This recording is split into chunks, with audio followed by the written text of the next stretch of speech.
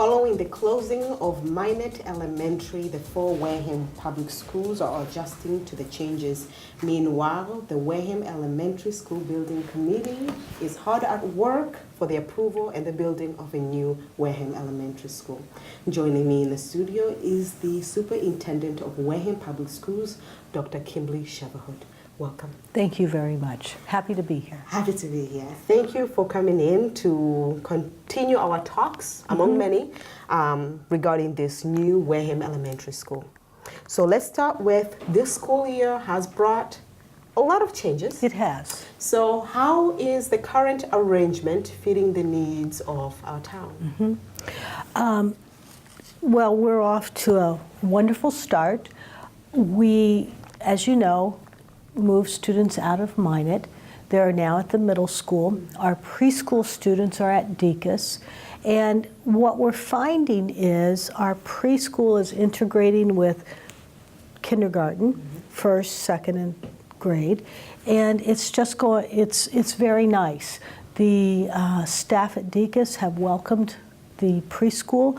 What we're finding is an opportunity to work with our older students working with younger students, and it's really a nice mix. However, what I will say is we are at absolute capacity with rooms.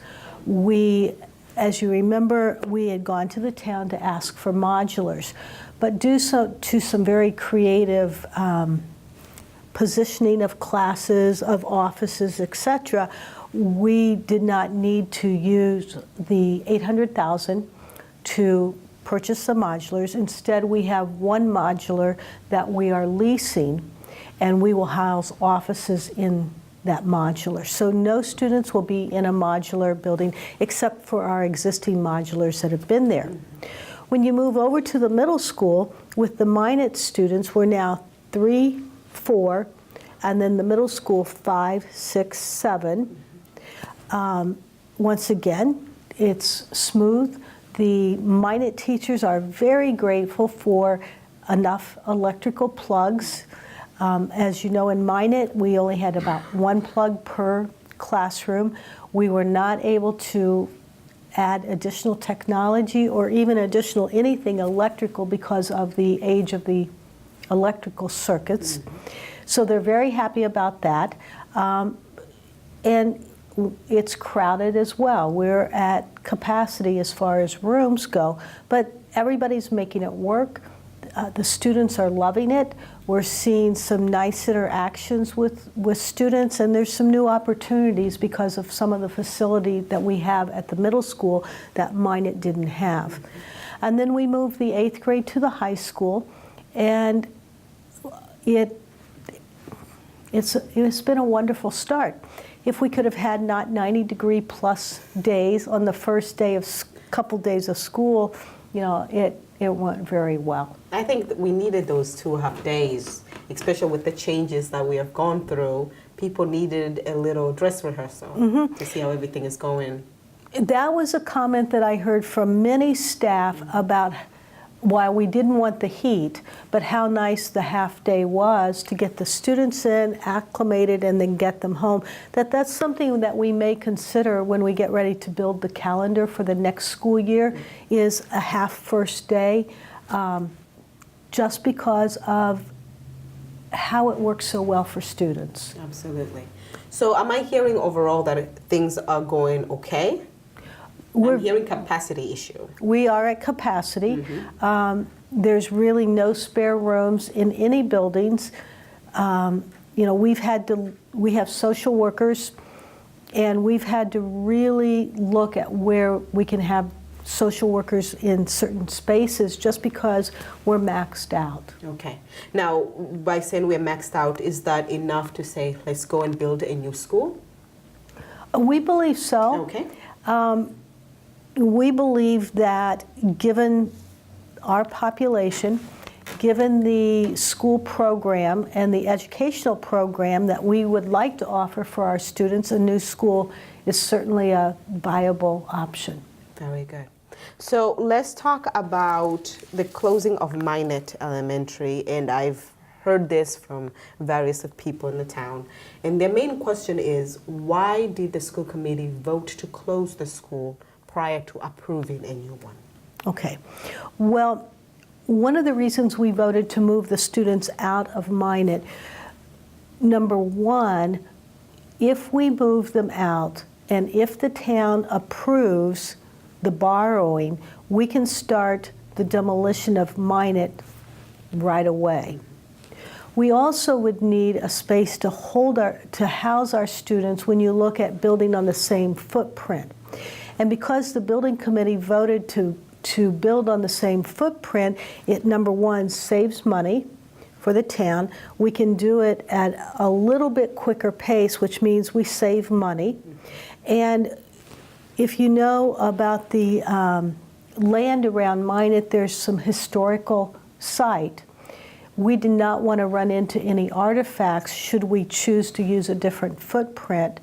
And so it just made sense when you looked at the Minot spot to build on that footprint.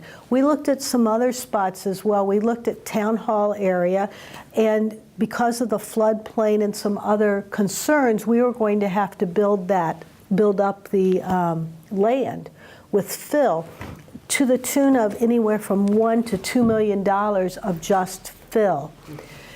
We also are a little concerned about the traffic pattern if we put everyone over in that one complex.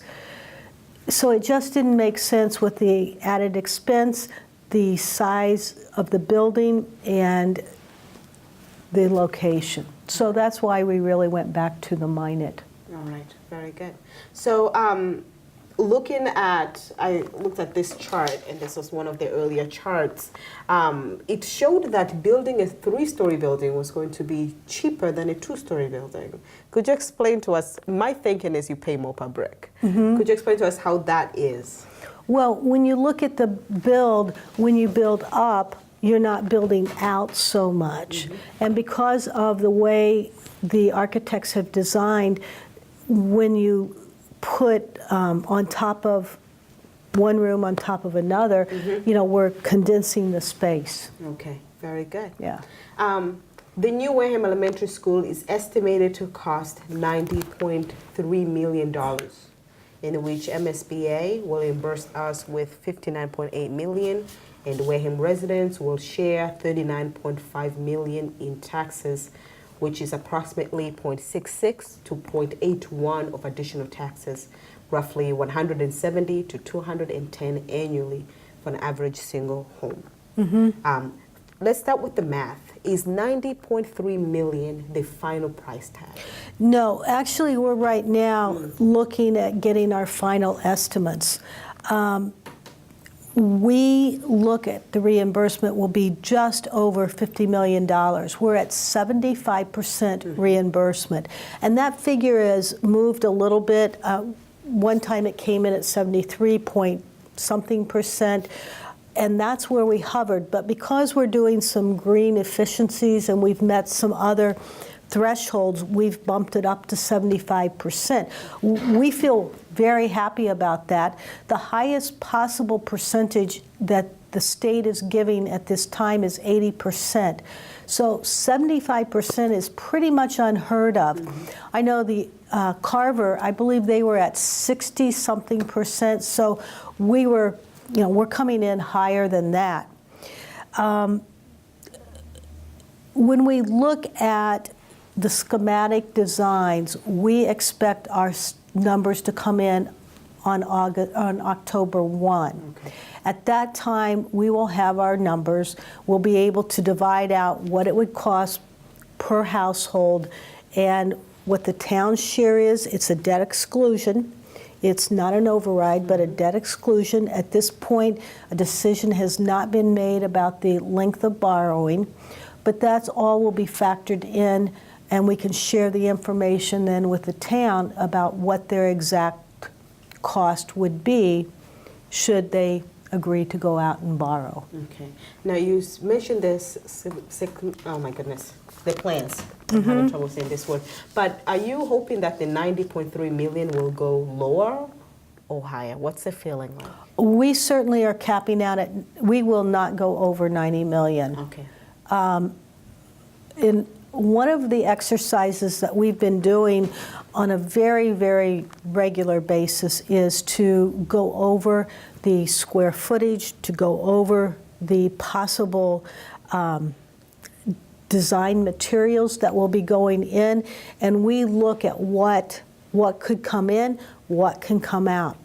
One of the final exercises as a building committee that we will have in October will be to look at what the cost is per item. And so if we, like if you look at the floor, and let's just say, because terrazzo is a very nice floor, but it's pretty expensive. So we will take into consideration what it would cost to put the floor in, what it would cost for a lower grade floor, and then we also will be looking at maintenance, longevity, etc., to come up with a product that stays within our means. And I think that's one of the things that we've worked very hard at doing, is providing the type of structure that meets the educational plan for our students, but still recognize that we're not asking for the Taj Mahal or some elaborate, outlandish school. We need a school that will meet the needs of our students, that's a reasonable cost to the taxpayers. And you mentioned that we're not building a fancy building, but yet you hear people say 90 million for an elementary school. How do you justify that? Well, when you look at the cost in the past several years, we see the climb. What we also know is we're getting 75% reimbursement from the state. Now, the state has that money to give. Either Wareham's going to accept it because these are our tax dollars that we've paid in, or it's going to go to another community for their build. That's a decision that the Wareham residents will need to make. So we certainly hope that they'll take that into consideration, look at the reimbursement that we're going to have, and to look at what they're going to get for their money. We do know that because of the rising cost, the longer we wait, the higher the cost is going to be.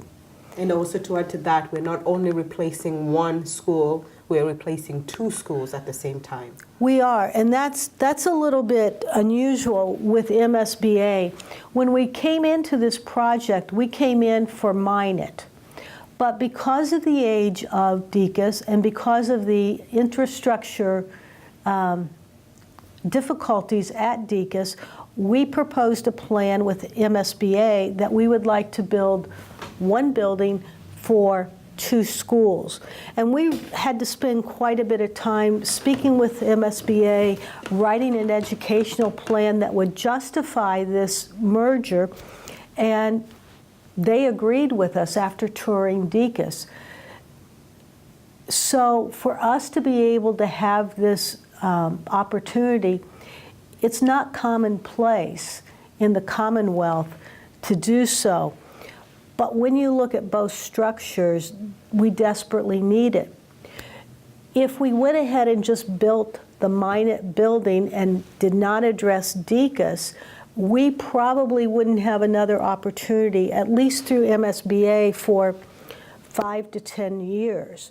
We know that we're at the end of our longevity with many of the infrastructures with DECAS, that we're really not sure it's going to last another 5 to 10 years.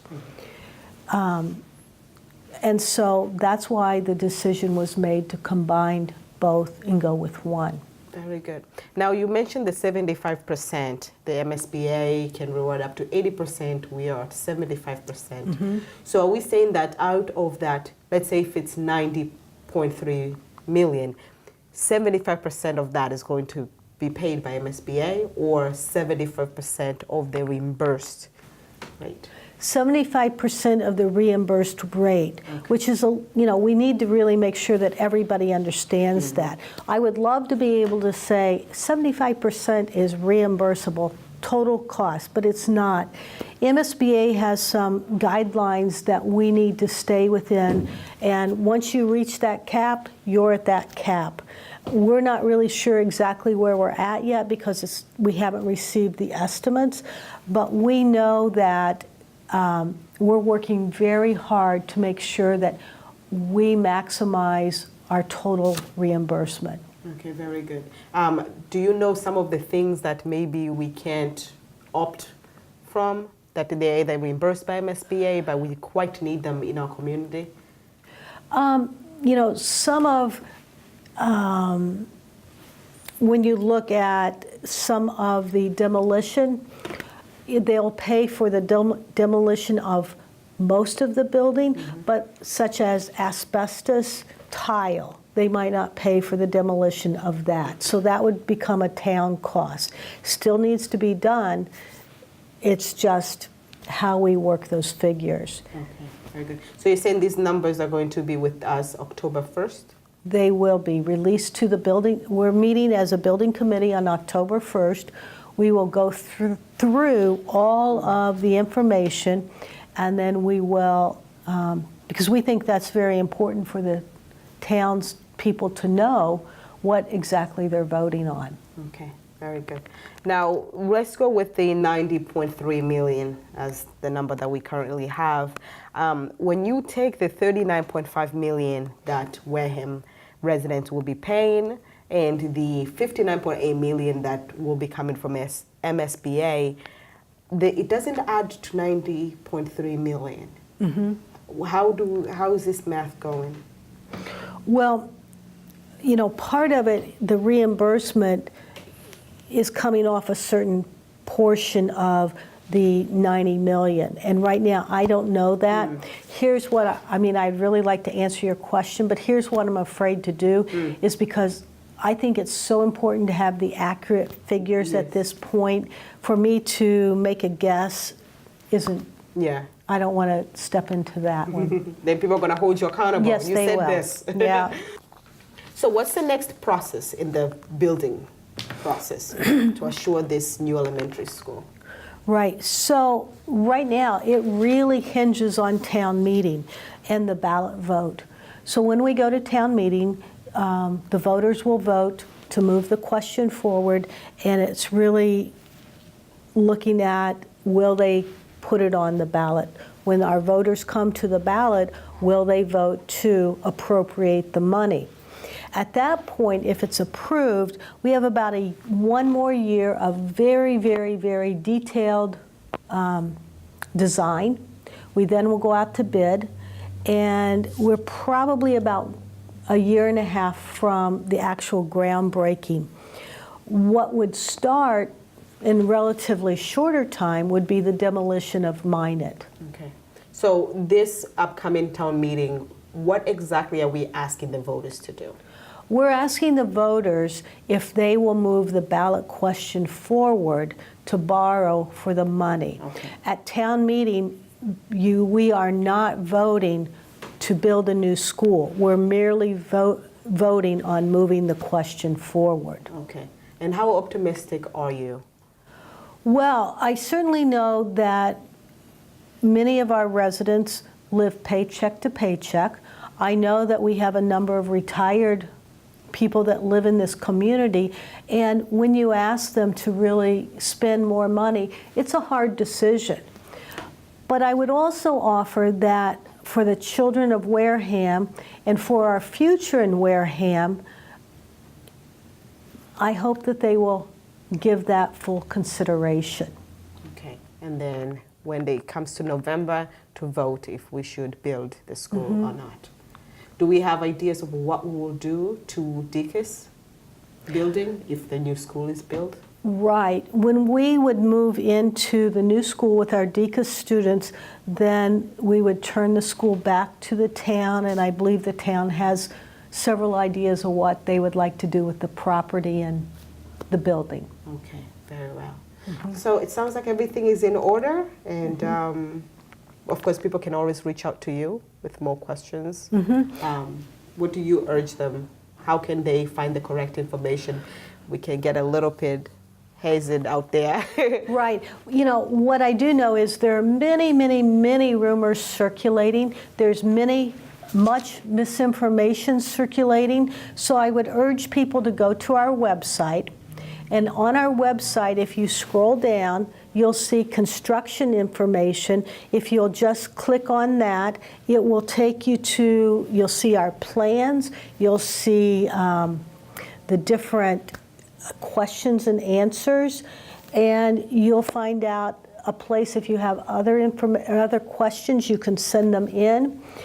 What I would also let you know, while our buildings have been well maintained, certainly there are things that we could have done. Our custodial crew and everyone worked very hard. We're now at past the life expectancy of our buildings. I would be very happy to show people the infrastructure, the places that you don't normally see. That's the heart and soul of a building. It needs help. Okay, very good. So this question, and I'm not hoping for this to happen, but in case the ballot question doesn't move, in case in this upcoming town meeting, the town people do not approve to move the question to November, what are the arrangements? Are we going to stay where we are? Yes, we are. We will stay where we are. We'll also look at, the MSBA has a contingency that what we can do. We will look at that. But I would urge people to please, please ask for a tour. Look at why we're asking for a new building. Things have changed. Educational offerings have changed, the way we deliver educational services. And with aged facilities, it's very hard to meet students' needs in such structures. And how patient is MSBA with towns that do not approve things right away? MSBA is not patient. MSBA this past had over 100+ applications. They're only taking 20 to build. So there's a line of people that would love to have the money that they're offering us. Okay, so we should feel quite special. At least we got to that. We did. Okay. We did. Very good. Well, thank you so much for being in our studio, Dr. Shabahad. Thank you. I appreciate it. To my viewers, thank you for joining us in another episode of The Official Report, filmed right here at WCTV studio with me, your host, Queen Banda. My guest was the Superintendent of Wareham Public Schools, Dr. Kimberly Shabahad, here to discuss the new Wareham Elementary School. We're hoping to have it built soon. But meanwhile, you have plenty of homework to do and voting starting this October. Until next time, I wish you all a wonderful day.